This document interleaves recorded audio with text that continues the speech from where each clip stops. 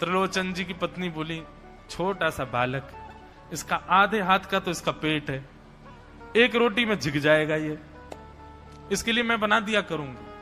ठीक है लला, तू बिल्कुल चिंता मत करो, तुम्हारे लिए भोजन हम बना दिया करेंगे। हमारी एक शर्त और सुन लीजिए। बोले क्या? हम कितना भी खाएं हमको टोकना नहीं कभी कि इतना क्यों खा रहे हो।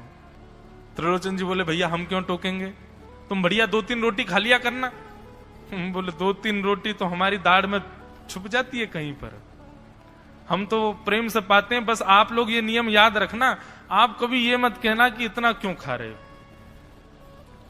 और सुनिए एक बात, अगर हमारे सामने कही तो अपराध बनेगा ही, आपका नियम टूटेगा ही।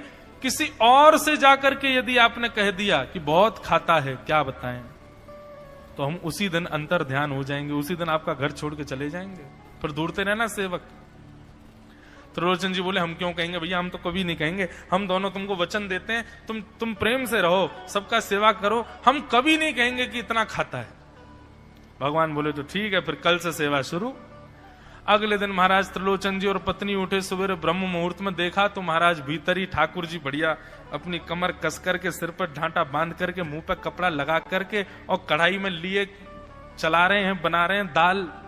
एक हाथ से दाल बना रहे हैं, फिर दौड़ के जाते हैं दूसरी कढ़ाई पे, वहां पर खीर बना रहे हैं, फिर कहीं जाते हैं वहां पूड़ी उछाल उछाल करके धर रहे हैं। त्रिलोचन जी और उनकी पत्नी देख रहे खड़े खड़े, अकेले ठाकुर जी सब बना रहे हैं, नेक्सा सा बालक।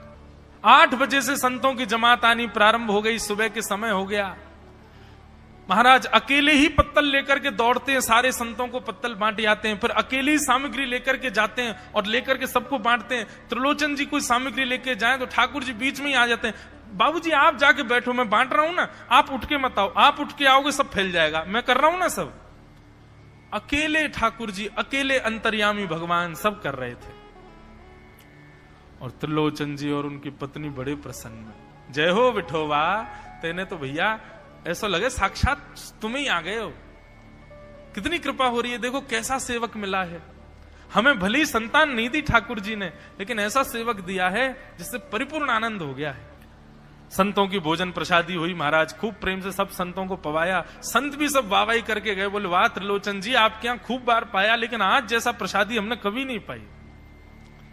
त्रिलोचन जी बड़े प्रसन्न। सब संत चले गए, भगवान तुरंत पहुंचा लिया है, पूरे फर्श को मार्जन कर दिया, सब बिल्कुल सारी दरी वरी समेट करके रख दी, सब पत्तल आदि सबको व्यवस्थित कराए, सारे बर्तन मांज करके धर दिए, सब बिल्कुल व्यवस्थित करके